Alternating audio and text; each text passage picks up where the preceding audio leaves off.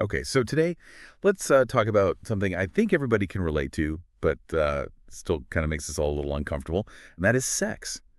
We are going to try to go way beyond the birds and the bees in this deep dive into why it's such a taboo topic, even in 2025, Mm. and why that really matters for everyone. It's really fascinating, isn't it? I mean, we're pushing boundaries in like technology and space exploration, but we're still like super awkward when it comes to just talking about sex. And it's like so fundamental to the human Yeah, experience. it's like the elephant in the room, the Yeah. thing nobody wants to talk about.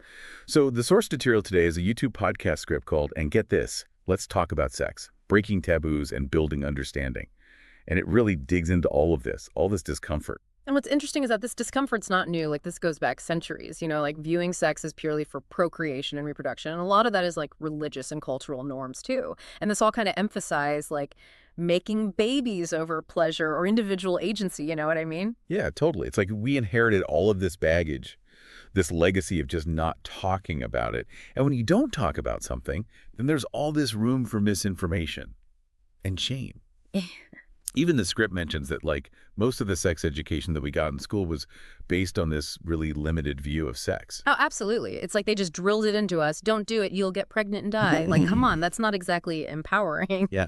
or informative. Yeah, seriously. I remember that. Like, real comprehensive sex education should be about so much more than just the mechanics and the risks. It needs to be about understanding your own body, how to make informed choices, and being able to communicate what you need and where your boundaries are. So it's not about being afraid. It's more about giving people the tools they need to have healthy sexuality over their entire life, right? Exactly. Like, a good sex education program needs to cover consent, pleasure, healthy relationships, and yeah, even like different types of sexual expression. It's about giving people the knowledge and the confidence to make good decisions, not just like trying to scare them. It's so true. And this is what's so frustrating, right? It's like because we don't talk about it, all these myths and misconceptions just keep getting passed along. The source calls out a few big ones, like the idea that the first time is always painful or that men and women just naturally have different libidos. Like, I can't even count how many times I've heard people say these things. And they can be so damaging. They lead to anxiety and unrealistic expectations, and then that causes problems in relationships. Yeah. Take the magical first-time myth, for instance. It just sets people up for disappointment. Yeah. Because the reality is it's usually more awkward and Yeah. human. Right. Like, we're all sold this fairy tale version of what sex is supposed to be like. And then when our experiences don't match up, we think something's wrong with us. Exactly. It's about normalizing those experiences, Mhm. talking openly about how sex can be messy and funny and awkward and everything in between. Getting rid of the shame and the secrecy is really crucial. And the script really emphasizes communication as a big part of that. And I don't just mean like talking about safety and boundaries, which are obviously super important, Yeah. but also talking about what you desire and what brings you pleasure. That's where it gets really interesting because communication is like the foundation for any healthy relationship, especially when we're talking about intimacy, like both emotional and physical intimacy. But let's be honest, even with somebody you really trust, it can still feel really vulnerable to talk about what you enjoy or like what you want to try. Oh, totally. It can feel super awkward, right? Like, we're almost conditioned to avoid those Yeah. conversations.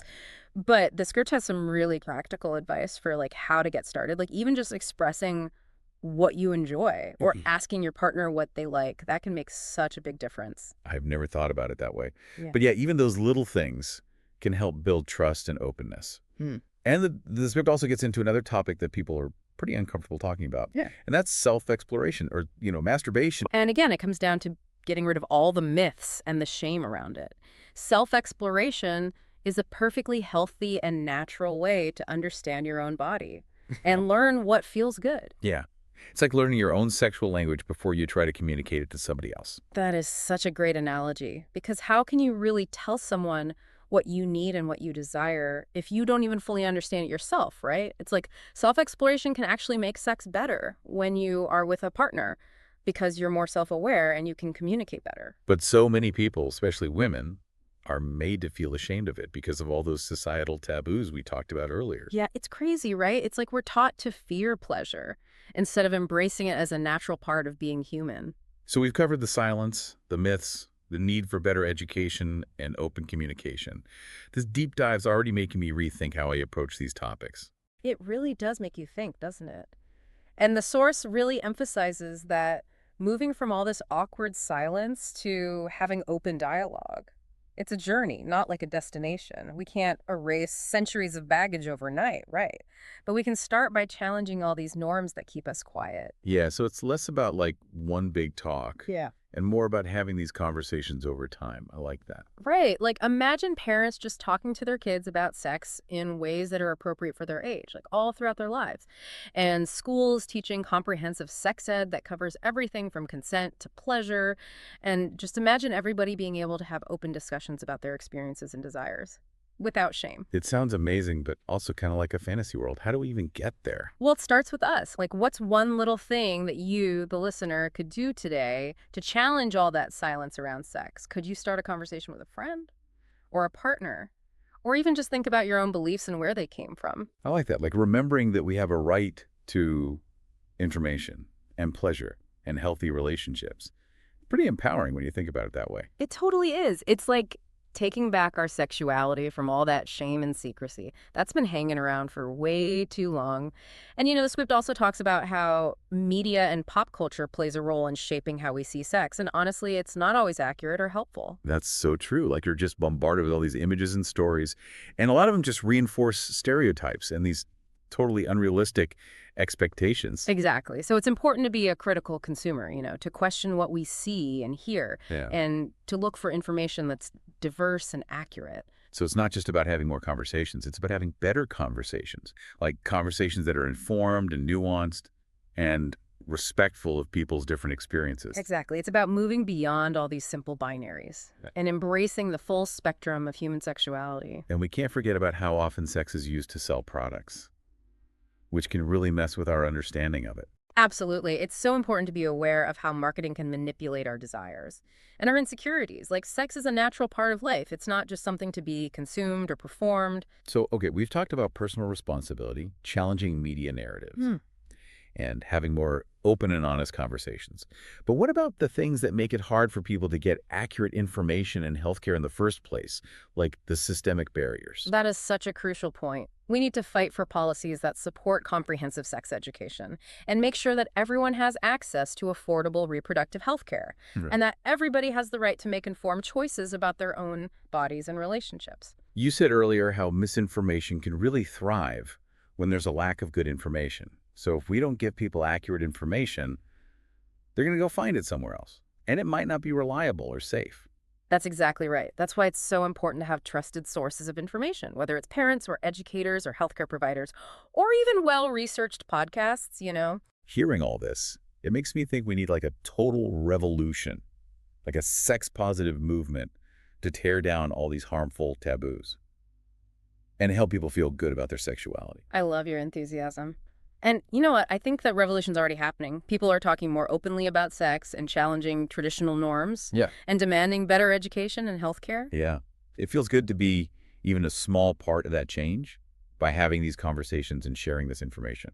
And remember, it all starts with each of us. What small step will you take? We've covered so much ground, like from the historical roots of these taboos to what we can actually do to dismantle them.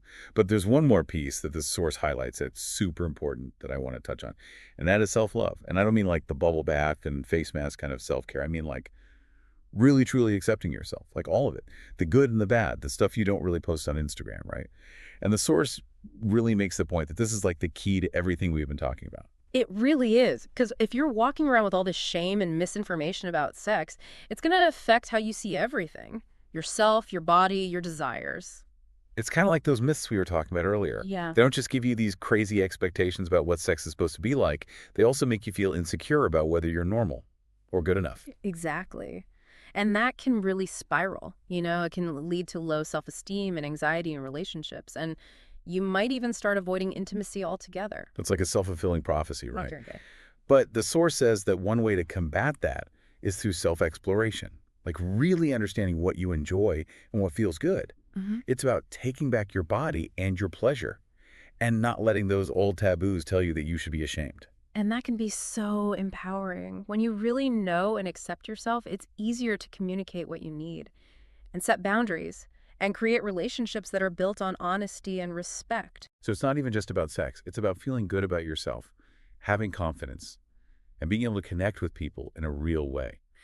So what would you say to someone who's really struggling with self-acceptance, maybe because of things that have happened to them in the past, or because of all the pressure from society to be a certain way? That's such a good question. And honestly, it's something that I think so many of us struggle with at some point.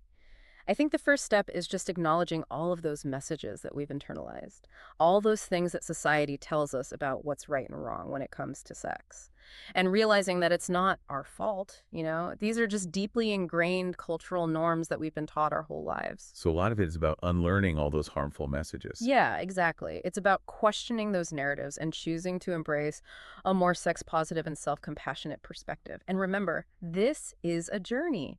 Be patient with yourself, celebrate the little wins, and don't be afraid to reach out for support, whether that's therapy or talking to friends you trust or finding resources that speak to you. This deep dive has been so eye-opening. It really shows how much work we still need to do, like both on a personal level and as a society, to make the world a more open and accepting place when it comes to sex. Totally agree. But it's also really inspiring to see so many people pushing back against these outdated norms and demanding better. The conversation is changing, and that's a good thing. So to wrap things up, what's a one thing you hope people will take away from this deep dive? I think the biggest takeaway is that sex is a natural and beautiful part of being human.